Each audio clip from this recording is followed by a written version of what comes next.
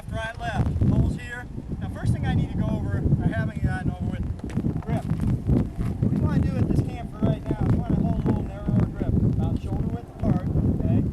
But sometimes you can exaggerate. When we're doing takeoff drills, we want the sense of both arms going up rather than both arms being wide out. Now, for successful bowlers with wide grip, that's a different style. There's a successful bowler with a wide grip. And wide, yeah. So sometimes, you know, for control, but in reality, it may not be any easier to carry a pole with a wide grip than a narrow grip. So we're going to learn how to do a narrow grip here, just because it's easier to teach everything. Sometimes it's better. But what we're going to do, we're going to grab our pole, we're going to take it. Now I want all of you to give me, you've got a lot of expertise in this, come on.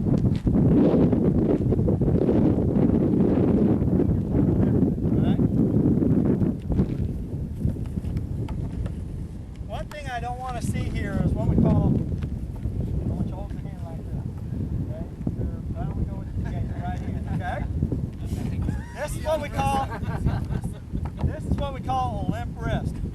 That, no, we won't do that way. Maybe make some feel bad. Alright, here's the thing.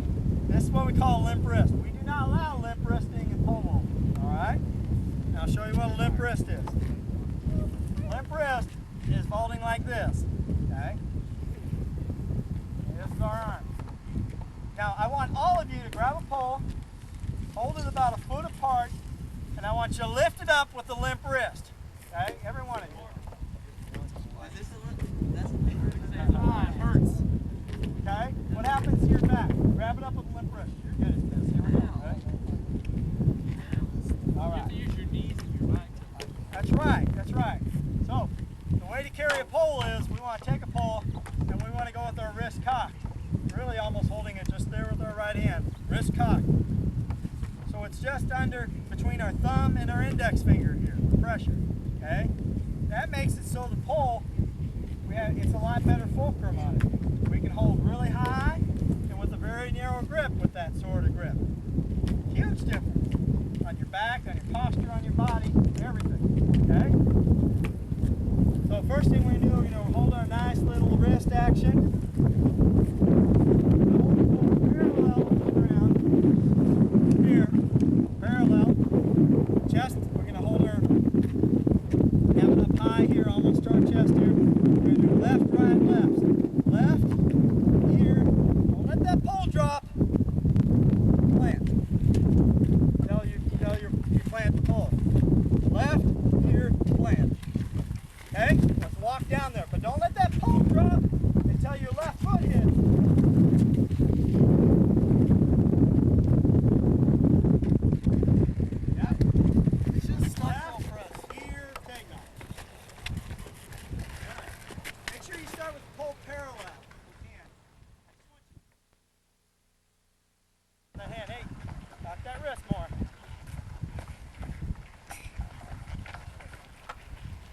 Good. I like it cocked.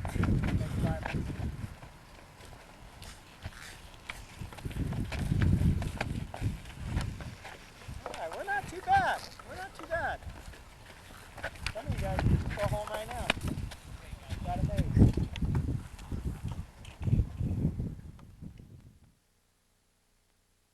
That's what we call the Texas two-step. Okay? Yeah, very good.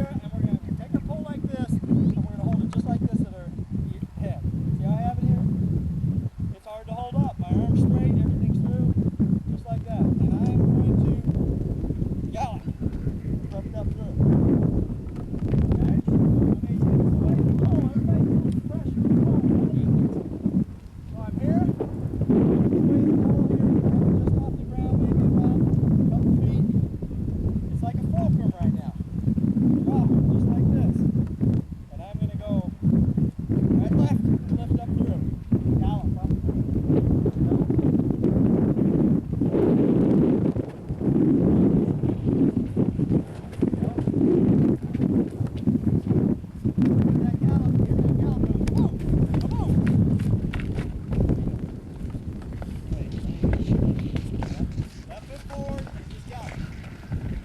There we go. Good, good, good. Gallop, gallop, gallop. You guys pretend like you're doing your row when you hit the takeoff. Alright. Lift up. The sensation is of a great feeling. Leg. 1, 2, 3, I want 4, to give you guys 5. a little bit of sensation of what it should feel like when you plant. Alright? Watch what you guys do guinea pigs first. One at a time. One at a time. Alright, here we go. 1, 2, 3, 4, 5. Now I want you to give me the proper takeoff position. Knee up, heel up, arms up. There we go. Good. Where you're supposed to be. What you want to feel is you want to feel the pole lift you up like this. Feel it pulling you up this way. Okay? 3, 5. So you pushing against it. You want to feel when you take off. That's how you feel. Pole, you're going to lift up there and it's going to grab you up. Rather than trying to start like this. Alright, next one up. That's Hang on, Knee up. We want to create this feeling when we're doing this. When it lands, that pole lands, we want to feel a lift like this, okay? Up, okay? Some of you are going like this. And so when we come through, we're here. Poles at the back of our head. Poles on the back of our head. We're going to do a gallop. Lift. Okay? Let's see if Chip can do it right. Alright.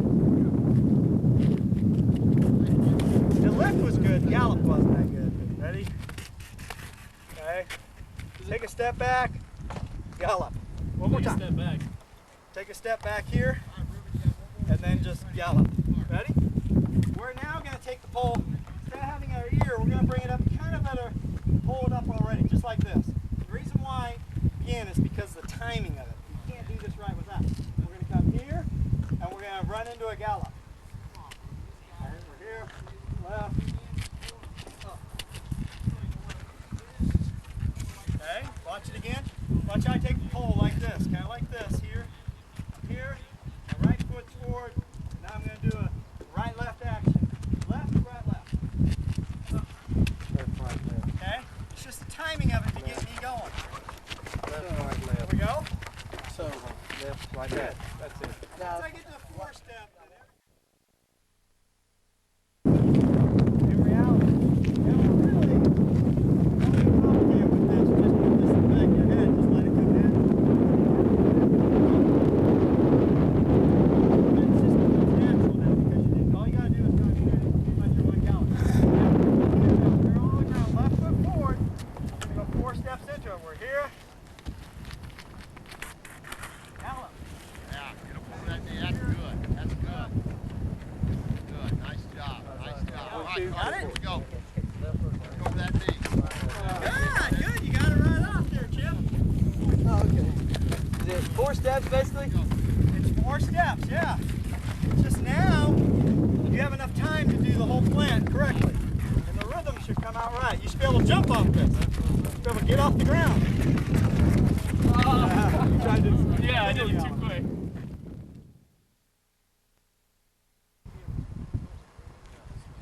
not bad, except we got to lift up with our arms. Okay? Grab it here, parallel. We're up.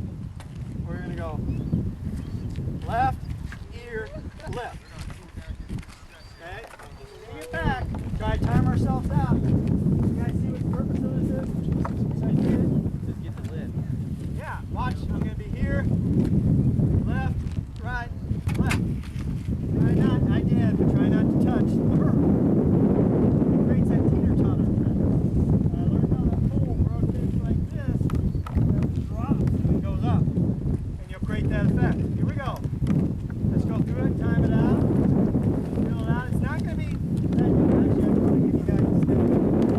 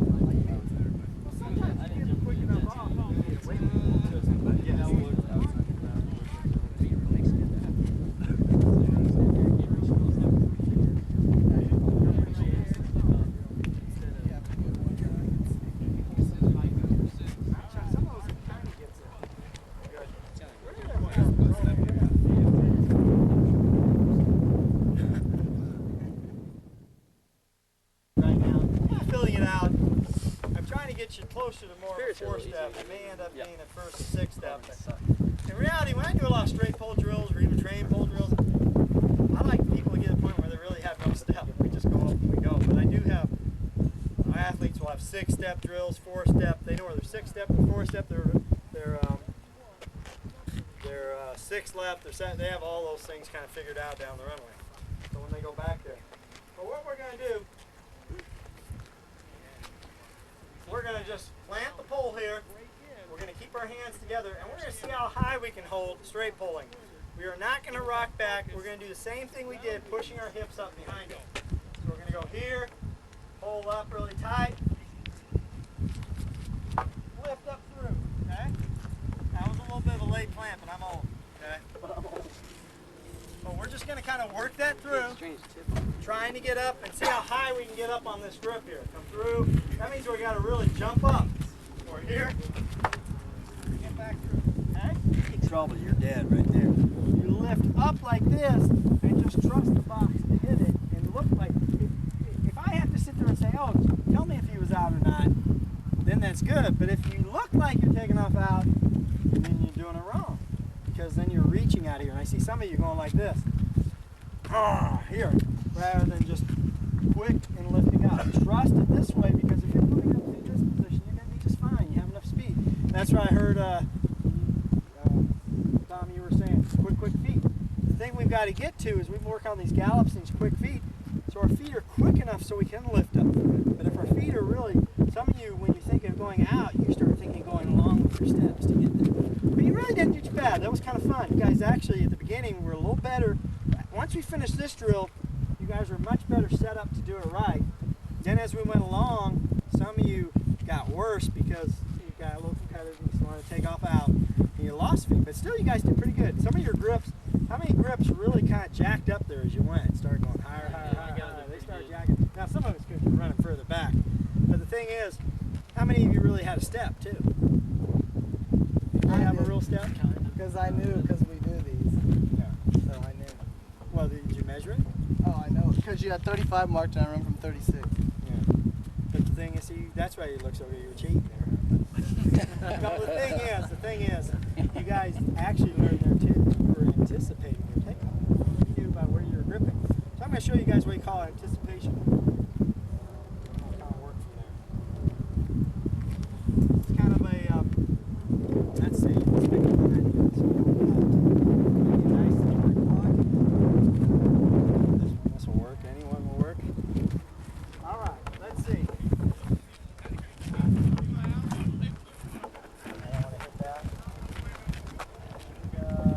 Anybody have a piece of tape on it right here?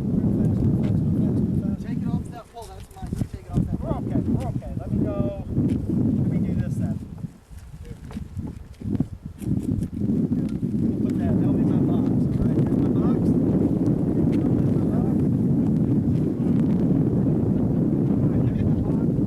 Somebody grab my key right there. Look back anywhere back there. Back up. Anywhere 50 meters or further. Just drop the keys down. 15 or 50? 15 to 25, I don't care. Just drop it anywhere you want there. All right, there we go. Now what I need, let's see if I'm still good at this. This is my box. I need you guys to move out of the way through here. I need someone to come over. And at one point, now some of you probably aren't used to doing a drill like this. You're sensitive. All right, how many of you felt after your first two steps you're going to have to adjust? How many of your last two steps? How many didn't adjust at all? All right, well that's what I call your steering mechanism. You guys feel the steering mechanism, sense it, see it, tell it, even if it's not enough, it's there.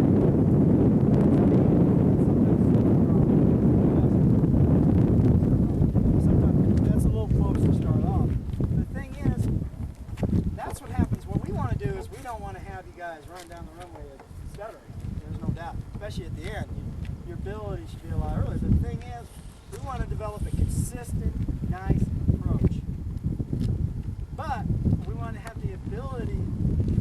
those adjustments as it goes through there.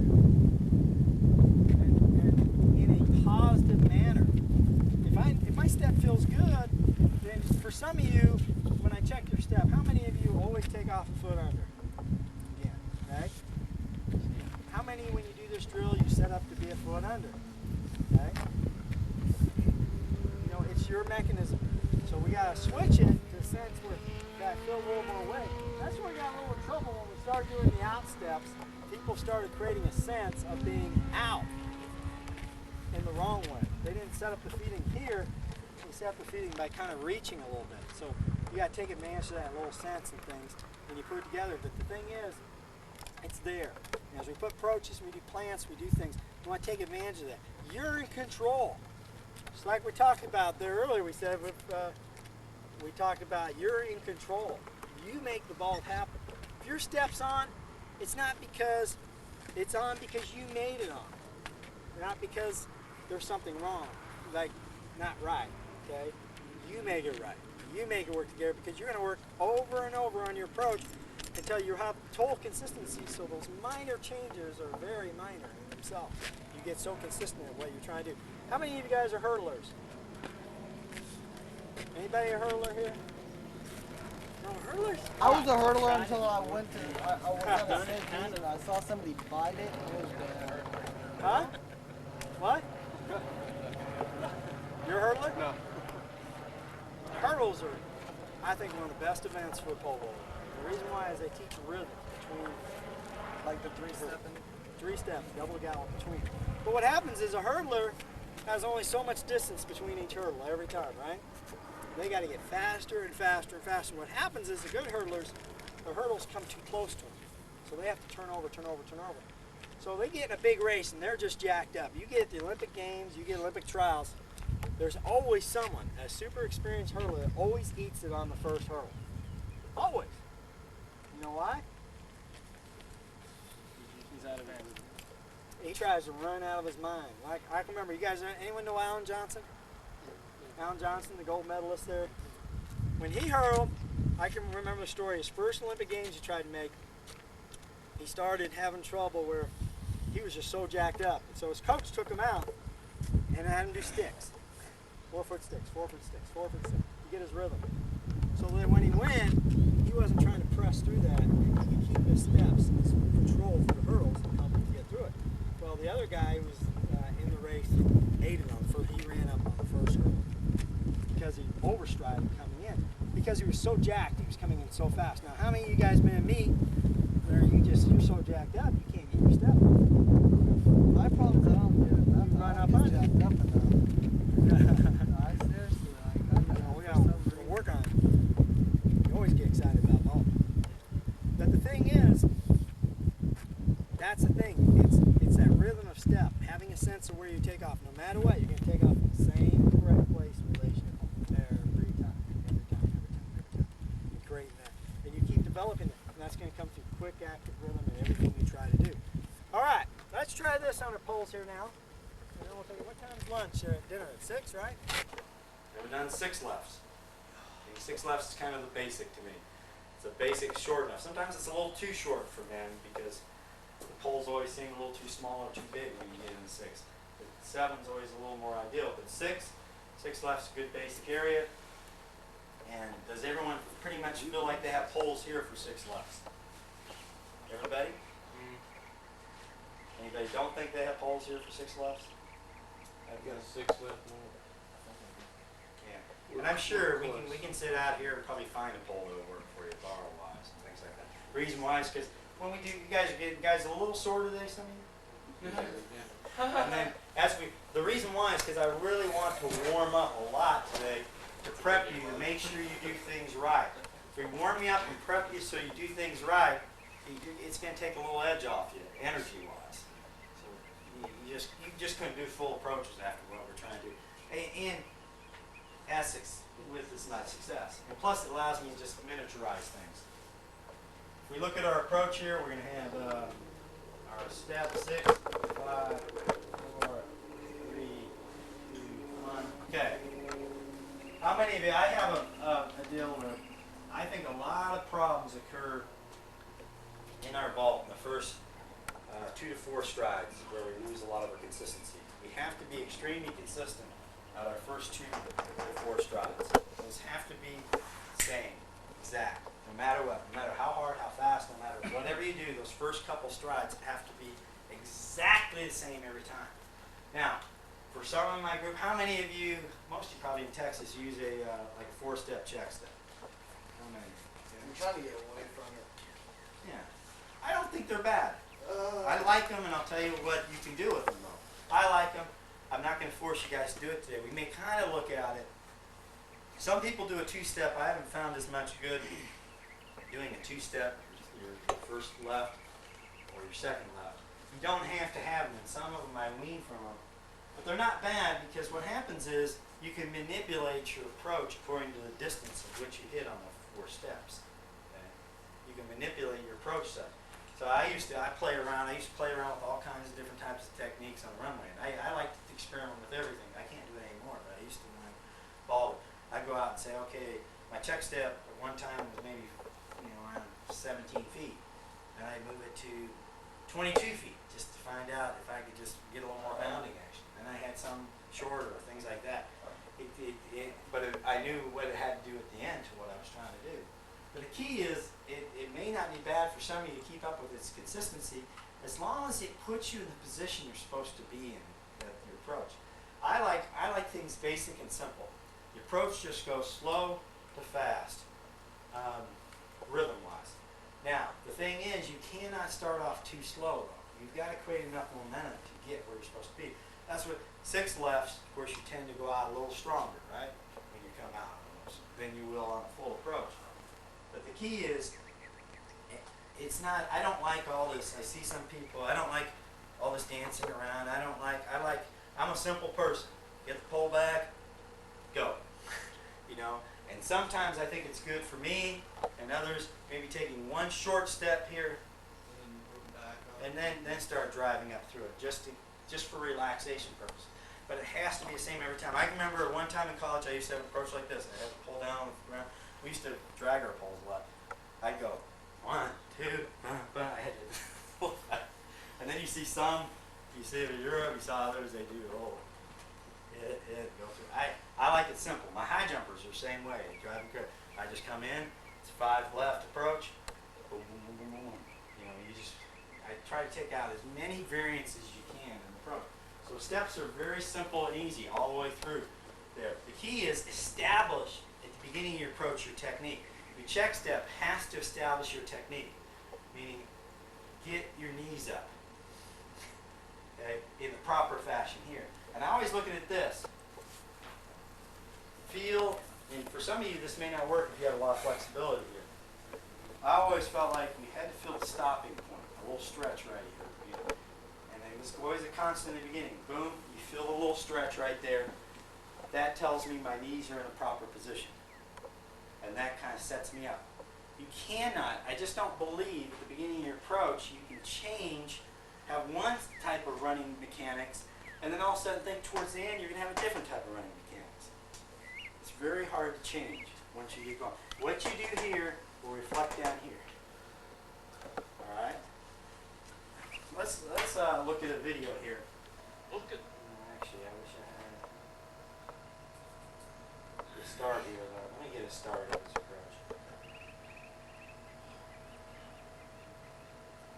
Because I like, you need to see every aspect of it. Actually, probably the best one is Japan one. There we go. Alright. You see him here.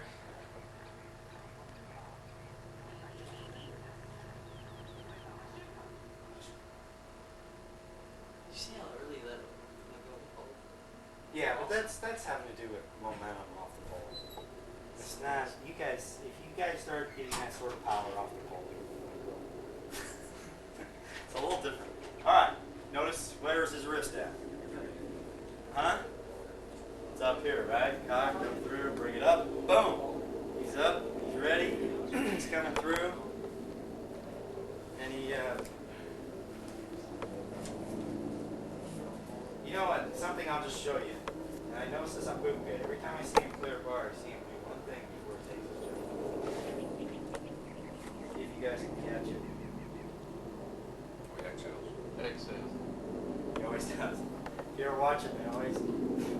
when his hair pops up. Like this. Every jump I've ever seen him make in the world, on his 120 foot, he goes up, exhales out. I always find that kind of. Hey, you know what? I watch a lot of performances of people. Whenever I see them do that, or they're getting ready, the guy's getting up ready to bat, getting ready to throw, and they do something like that.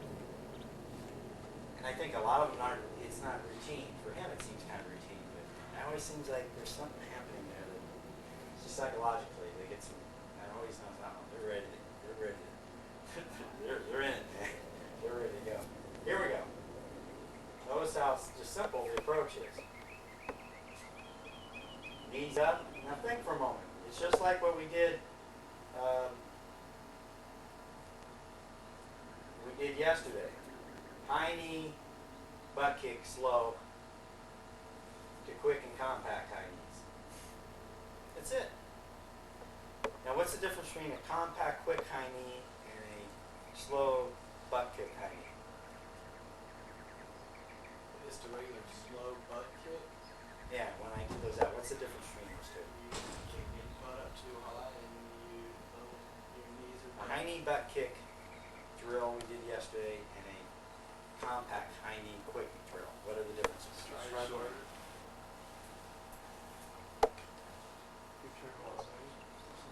There you go, turnover rate. That was really the only difference. And actually, when we started off and we did our high knee butt kick drill slow, I don't know, because we were going slow, I don't think we covered any more ground. Probably covered less ground than we did on our high knee quick butt. Because when you create speed, if you notice again, when we did those sticks and we come across there, we're doing compact high knee quick. The sticks will come up pretty fast, but if we do those sticks and we go slow high knee back, you won't have any problem getting in each stick. And actually, you may have to push it. Okay. But I still like the idea of thinking as we're coming through our approach. I like a little bit of drive off our steps as we're coming through. That the slowness of holding our knees up just a little longer, and not really, but it just has that kind of flow, allows us to travel just a little more and has that feeling. We want like those 5-foot sticks yesterday. Boom, boom, boom, boom, boom, boom, boom, boom. Having that rhythm. But to me, that's all I see on this drill here. That's all I see on his approach. It's so simple. It's so simple, this approach.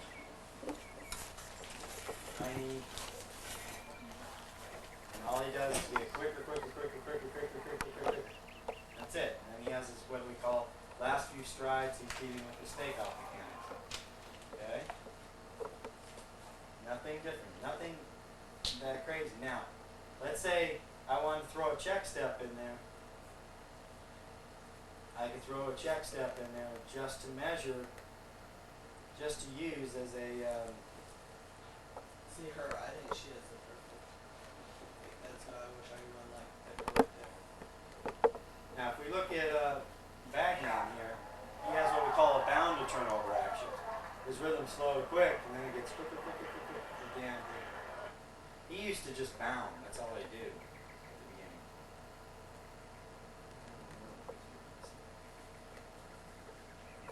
I think Hardwick's jump is very simple, and I think he does a little bit of skip.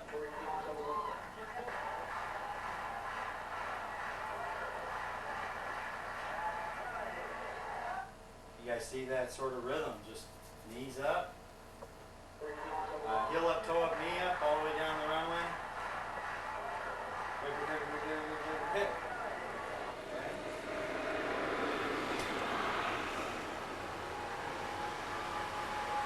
So perfect. But they should blend in. I shouldn't see an adjustment. Okay? And that's just a way for you to learn in your early part of your career to have consistency. That's all I want is consistency at the beginning. Because most of the time changes occur here. I make all my long jumpers have a check step. Even more so for them because they get so excited and their approach is a little different. So I just have total consistency. All my high jumpers, they all have, my high jumpers, I make them bound out when they go a little bit. We go really slow, knees up and through. And they have to hit check every time so that I can make that consistent, perfectly consistent every time they go. Otherwise, I get in trouble. That's where they get in trouble at, because when they get excited, things change. For you guys, in reality, you do so many approaches, so many jumps, that after a while, that check step, you can just kind of blend through it. You don't really need it. Makes sense? Because of consistency. Because long jumpers will never take as many repetitions as you do. High jumpers, you guys take a lot more reps, I think, than most. But even our long jumpers, we spend a lot. We approach. Okay? So we have our 6, 5, 4, 3, 2, 1. I usually like hitting a check here. And I may look at it and see if we need to do it. And then out around here, it can be here or here. Around here, these two actually. On a regular approach, different parts here, there may be what we call a coach's check. Okay? How many of you have a 50-foot check, coach's check? Does someone have that for you? What I call 50. It'd be 50 to 55 feet. How many have that? Okay. How many have like a 35 to 40 foot type check thing? I think those checks are extremely important for coaches. I think you have to have those. Every one of my athletes are responsible whenever we at a meet. We do a 50. I'm actually, when I've talked a little bit, sometimes I'm wondering about going to a 40s. I don't know. It's especially with ladies and shorter approaches. But I'm really starting to look at that. I've been looking at different things on that. But having some sort of check in here. What's that check for? Because once you hit that mark, you can see if you're striding after it and above. You don't look at it. No, I don't look at my dad. Right. And what that allows that person to do is make a decision on whether they need to move you up or back. If you're under, they look at that check and they say, are you overstriding or understriding? And they start making decisions off of that. The crazy thing about those checks is that's where the little art of coaching comes in. They are not, one day, you may be hitting a 52 check, and that may be your ideal. Every practice, everything's going great. 52 is your ideal check. Everything hits good when you're doing that. But then wind change or something. But all of a sudden, for some reason, 52 becomes too short. 53 is a much better. Or you may say, he's going 52, but he hits 51. But boy, he's hitting his takeoff, he's hitting everything good, everything's great. You know, what's your decision? They're there just as mostly, and that's why I know some coaches don't want their athletes to know what their check step is all the time. For some of them, because some of them think, I gotta have my check step absolutely perfect, blah, blah, blah. That's really just a coaching decision area. They're gonna fluctuate a little bit, but it's mostly an opportunity for the coach to just make a decision, or you to make a decision when someone tells you that, all right, I need to move it up, or I need to move it back, or do something. But it's also developing a certain amount of consistency when you get there. But it's not, it doesn't, there's crazy days. Anybody have the same experience? You have the same experience, Tom? You know, you just make decisions off the check. There is no, there's no perfect check. It may be steps moving, and it may be just it's relationship to take on, maybe how they're running. You know, I can tell. Well, you're being a little different. I could tell you weren't running properly or doing things. You know, it's just. How many times does your athletes come to you and you go, someone comes back and they go, you know, I know you guys use 40, and someone comes back and they say, oh, Coach, I got a 54-foot check. You know, it's way too far back. Huh? They usually don't. And they'll sit Well, there and it say, depends. I give them that information on a need-to-know basis. yeah. That sometimes I tell them what it is, but other days, if I can tell they're running great, and they may be 2 foot off from their check, but they're running great and they look good, just don't fix it if it ain't broken. That's exactly it. While other days, I'll say, hey, you know, to make them aware, you're at this point, you're either running hard, you need to scoot back, maybe you're not running correct, you know, depending on what they're trying to do. And that also allows you to make decisions. If they're inconsistent over here, then you can say, and that's why I like my other check, well, are you hitting your other check, or do we need to look at having you hit the check there? That's, you know, sometimes, well, I'm not today really looking at it. Well, maybe it's time to, let's go ahead and put that thing down. Or, probably a lot of times it tells you whether they actually mismeasured their approach. That happens a lot. It's way off. It can't be there. Did you measure your approach? Well, I used someone else's. They told me this is where it was. And of course, all my kids, I tell them, you better measure your own approach. Do not go by what other people say. Because half the time, there's always, I'm having trouble here. Did you measure your approach? Well, someone told, you know. And it ends up, you know, that guy may be measuring from the front edge of the box to the deep part of the box, you know, something. So consistency is really important. But these checks are important from a standpoint, and that's what I make my athletes as a team, actually. If I don't have a chance to watch them, I pretty much have a routine where your teammate's always there watching you check. Secondary to me, actually, for some reason, sometimes I look at it, I'll have one athlete there, here, and one athlete there, at the takeoff point. And the takeoff point sometimes becomes secondary to me. Because I think if you hit this right, everything's good, I can pretty much see where your takeoff's at by your technique of your ball. It's just, you're always there. At those 2 points you hit, sometimes when you get a little too, you look at that too much, you get the takeoff point itself, you get a little up and down there too. But those are the points. Check your check step, coach's check step, some sort of mark in there, something in there between 30, 55 feet that you have a set place, you know that's where your athlete should be all the time, always developing, and a takeoff mark. Where you are all the time, keeping track of where that's at. The best thing to do is actually mark by feet or inches there, certain areas there, and just tell the person you took off from 12.6 or 12 or 11, 11.6 or whatever it is. By saying that, the person doesn't have to go in and check it every time. They know how many feet, because in reality, it becomes again, your ability, you're going to take off. I find this over and over. Some people take off from the same point regardless of where they're holding on the pole. Your goal is to say how many feet out. Some of those type of people, you have to say, well, our goal is to get a little further out on our takeoff. It just doesn't matter. So I want to break that down. Simple. I like to count. 6, 5, 4, 3, 2, 1. 6, 5, 4, 3, 2, 1. And our rhythm becomes that. 6, 5, 4, 3, 2, 1. We want to get faster and quicker on our strides coming all the way through. Slow rhythm, faster rhythm. But that doesn't mean you start, we'll regulate how fast you start in the back too. We'll say, okay, pick up the rhythm a little bit more in the back. Drive it out, push it a little harder. Certain words like that create some momentum in your approach as you go. Otherwise, you'd have to have a 200-foot approach. You just can't do that. And it's inefficient.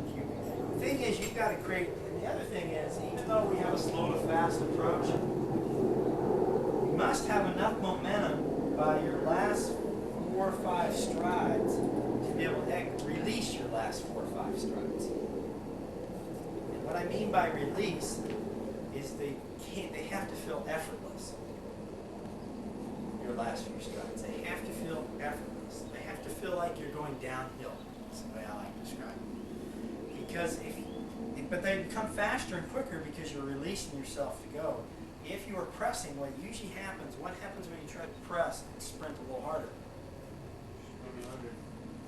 That could be a result.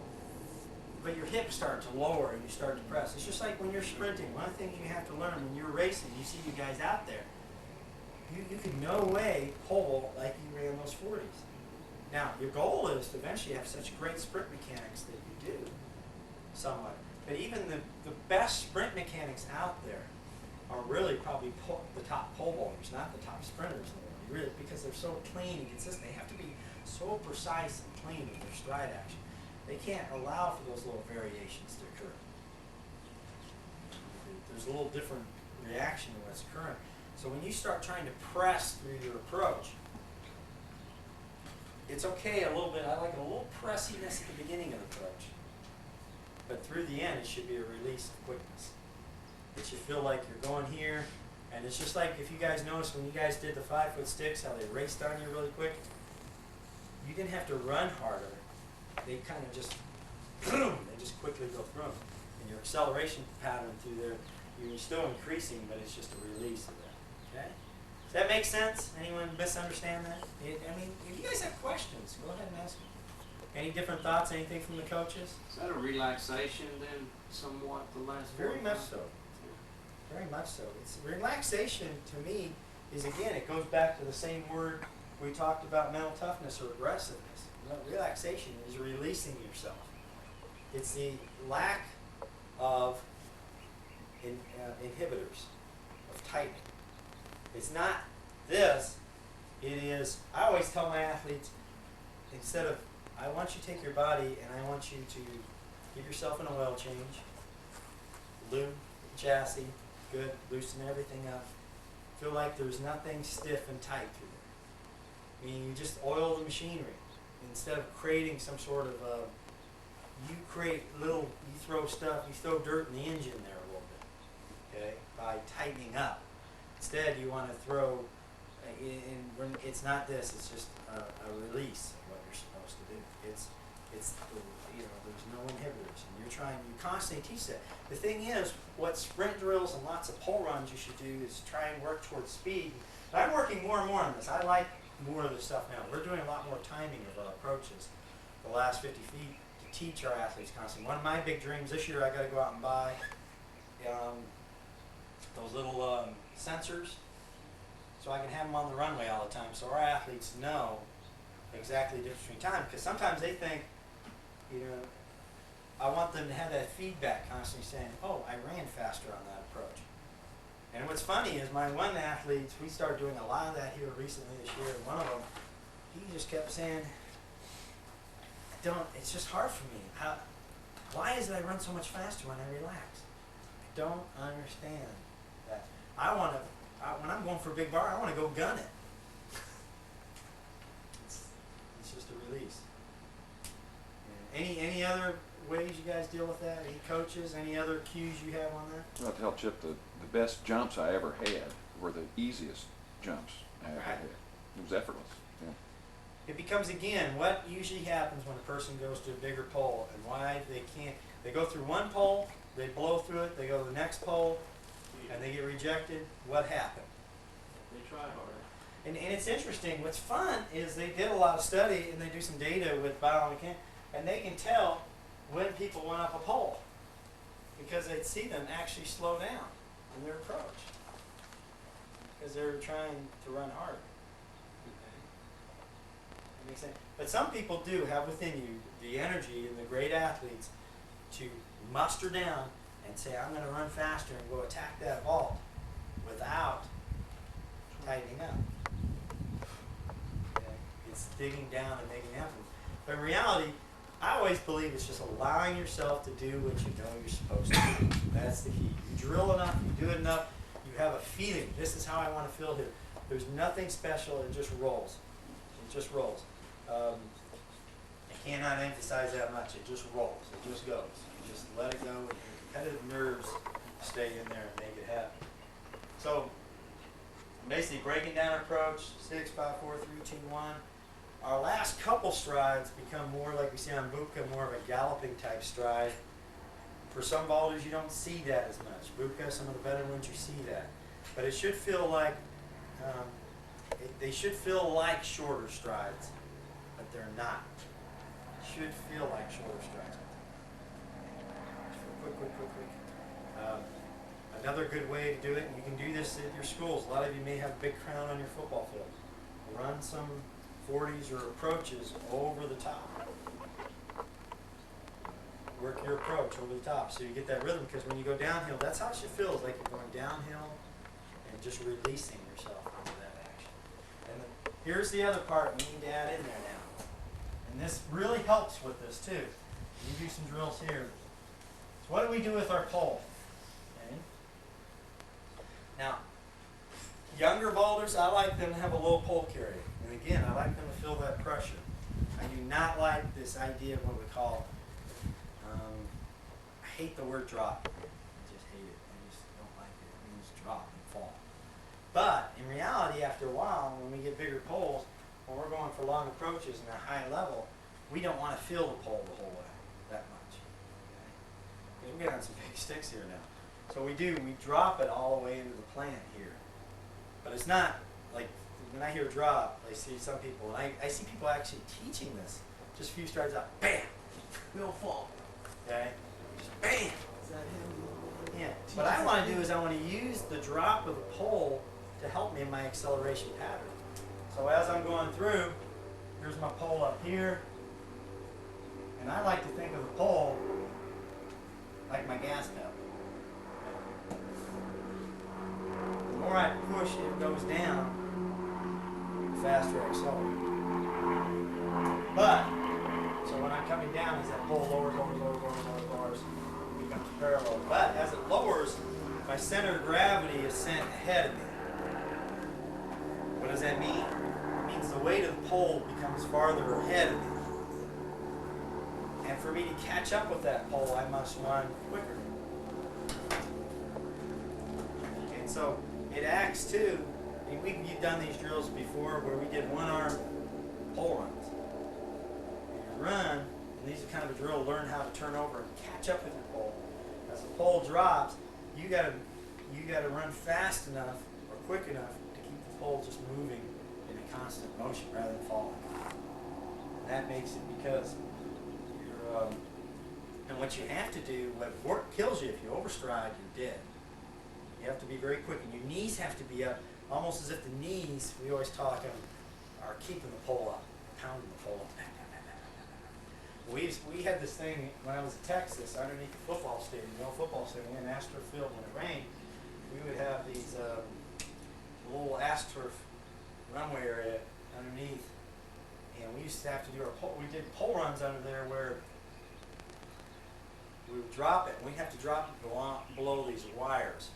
So we would start doing these drills where the pole would drop below the wires, and it would be too low for us, and we had to just speed up like crazy to catch up, see how long we could stay up with our pole. Because when the pole lowers, it forces you forward. Well, we want to keep that way. So we use that pole, just like we did earlier. I like to use the pole to create an acceleration pattern. The way the pole going ahead should feel a boost. And that's why I always liked, when I learned with Don Hood, was his check step method always gave you kind of that boost feeling. You would thrust the pole ahead and you go quick, quick, quick into your steps there. Don't need to do that. And that's what you want. You're going to drop back, pole's very high, then let it thrust you forward a little bit. Let the pole drop just enough to create a little bit of thrust forward so that you get rolling on your approach. And let it lower through. But in reality, your lowering of the pole becomes really on your last 6 strides, 5, 6 strides. Okay? The majority of it occurs there. It actually stays up on the last 6 strides you start rolling through.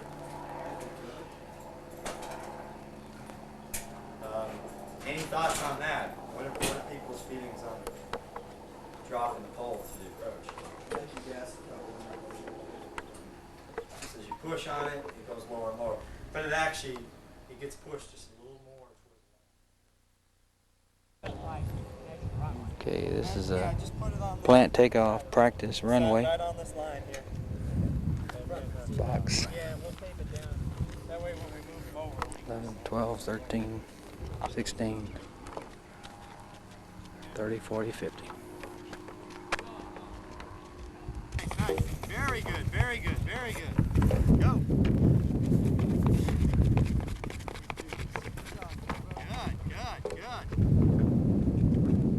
Good. Quick. Go.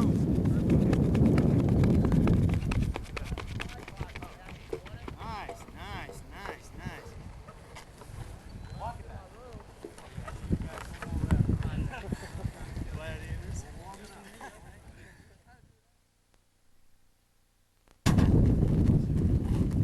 Let's do it. Let's lower our pole a little bit through it. And try to catch up. Let's get quick. The thing I need y'all to do is get to the point now where you go from settling back a little bit to your hips being a little bit more forward. Okay, being this way. Okay. So you got to catch not only your body coming forward. If you lean forward a little bit, you've got to catch up with them with your quick knees. Same thing. You've got to catch up the weight of your pole coming across. Okay. Here we go. So you're going to come back. You're going to drop. Quick. Ready? Go. Good. Quick. Good. Here we go. Quick. Very good there. Quick. Now we do what we call slow high knees to quick high knees. Compact high knees. You want to drop the pole with it too? Exactly. This is where we were just trying to prep you up for that. You almost kind of, the last drill you did that. Now, here's the thing. I want you to count your 6 laps. It's going to be here. 6. Left or right. 6, 5, 4, 3, 2, 1. Okay? Here we go. Go.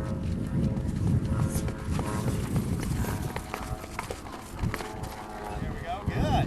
Some of you planning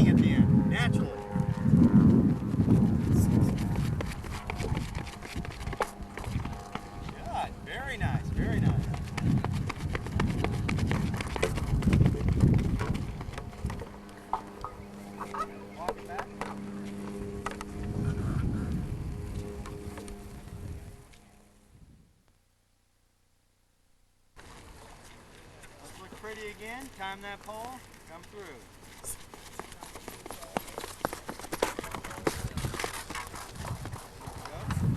Slow and quick.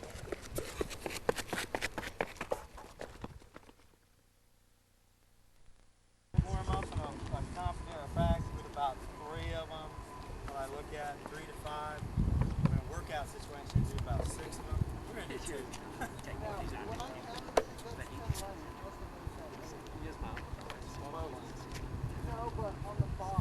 When we were doing it earlier, we moved you up earlier. But yeah, there's 12 lanes.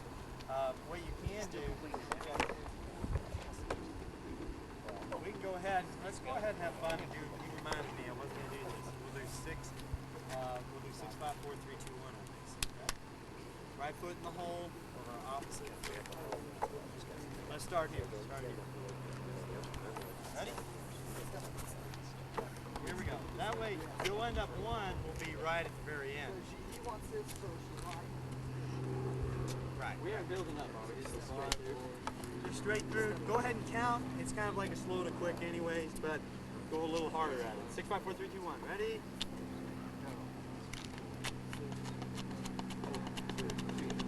Good.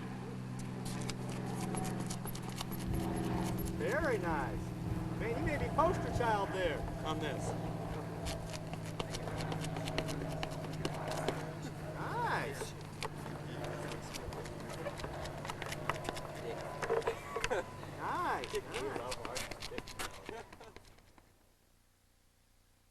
Warm me up, and actually that's still not too far off. Warm up for me. The thing is, it just takes longer because we got more people. Things are going. You know, some people take my group will take 5 foot stick. I always like doing the 4 foot sticks. I like that warming up. It's called warming up. All right. Next thing we're gonna do is we're gonna do some. We're gonna do our skip drills to get ready. Takeoff wise, we'll do our takeoff series. We'll only do 1 or 2 sets. Let's go ahead and let's start off on the grass on some of these, and then we'll move over here. Here we go. Let's get in a single line. We'll roll it fast. First thing we gotta do is we're gonna do our high skips. High skips, arms reaching. Elbows, high skips. Knee up and strong. Go. Knee up. Come on, let's see that knee get up there. Get up. Use the knee to power you. Up. High skips. High skips. There we go. Good. Good. Good. Here we go. Good. Very nice there. Guy looks well coached there. Up. Up. Up. Had a good high school coach. Good. Good. You had a good high school coach. I believe that. Here we go. Up. Up. Up. Yeah. Yeah. Good. Good. Good. You're looking much better today. I better that one. Up, up, up. Good, good. You guys look good on me. All I do, see how coordinated we are. Regular gallops. Don't have not Monty Python ones, but regular gallops. You ready? Yeah, we're at 7 feet. Gallop. I got it down. Okay. Yeah? Here we go. Gallop away. Not Monty Python. That's Monty Python style. Remember the ones we finished off with? Try to feel like you're going to jump on them. There we go. Here we go. There, very nice. There we go. Good, good. There's a gallop master. Good.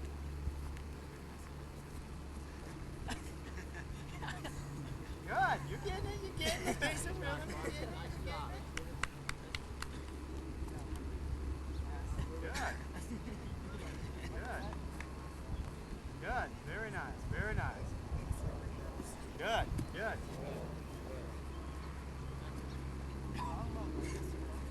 All right, if we go full set, is that right? You're starting off. Yeah, you guys are fine. You're fine. I'll give you a little bit advanced action. But it gets a little more complicated. When you bring your knee through, come down, extend your foot out like this. Don't extend down. When I come in, it gets a little more complicated. When I come through, I'm going to be here, extended out. Instead of down. Out. Talking about the left foot? Yeah, left foot, yes. Alright, let's do this. Let's do double gallops. Double gallops. Go. Small, big, small, big. Small, big, small, big, small, big.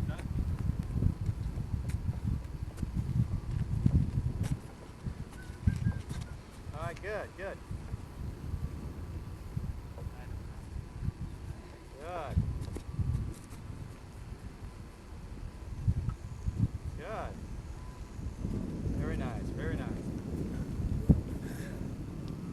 Oh, that's good. You're getting your foot out on these a little bit. That's good. Good. Quick, quick, quick, quick on that takeoff. Quick, quick, quick, quick.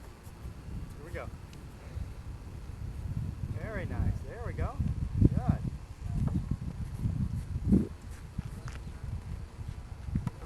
Very nice. Hey, did one of you guys take this group last night and coach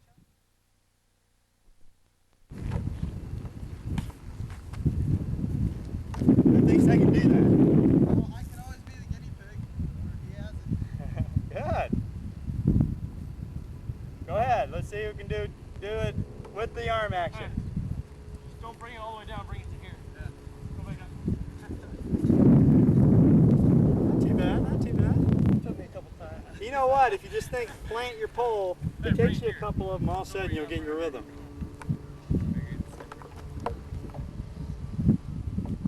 Here we go. Got to be a little more patient. Working through it. It's very slow, your arm action on these.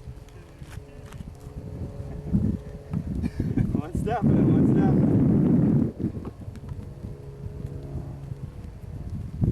We're close. We're close. Make sure you get a good full extension here.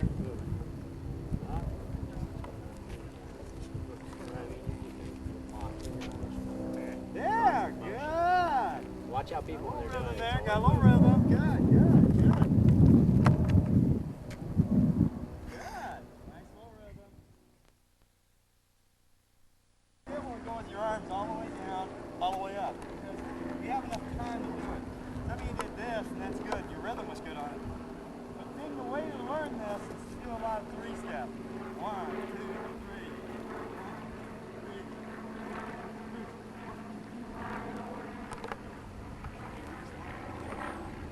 We don't need that right now. All right. Jump over. How to jump over that pole at first. Jump. And then gradually move your pole up where you feel yourself getting a good takeoff. Okay? These are really going to be your straight pole warm-up drills today. Holy ball. Now, are you That was wanting? good. You still want us jumping over the That was pin? really nice. That one looked really good. That was picture perfect. That was poster child material there. Anybody get a video of him?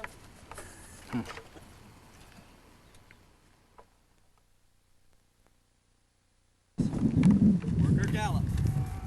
All the way down. Ready? Behind two-step gallop. I'll do those. As soon as you get maybe about 5 reps of that each, we're ready for our 3-step, 4-step.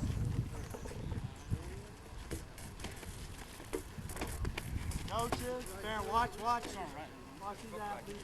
We're okay here. We're now setting ourselves up to jump. Gotta tell yourself, could I ball on that right there? Could I get off the ground?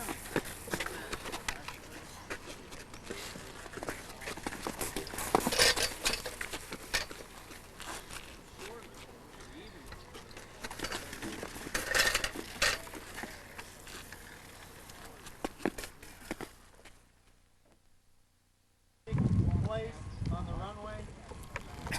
Don't freak out on me, okay? Don't freak out on me because just because it's what it's always been for you doesn't mean what it's going to be today. Alright? But I just need that just to give a general area because some of you maybe 75 feet, 76 in the air, some of you maybe 80, you know. Some of you have some pretty strong strides, so that's really the only difference. So what we'll do, let's go ahead and get make sure. Let's get our lefty. The only reason why, but I'll add some others here, but at least my lefty, just because you have your, I always think it's best to have your tape to your takeoff side. Whatever. But it doesn't really matter. It means nothing. It's just, okay, you lefty, and I'll add probably, let me have 2 more over here. 2 righties. And then the rest of you, 5 over here, 4 over here, okay? What do you want us?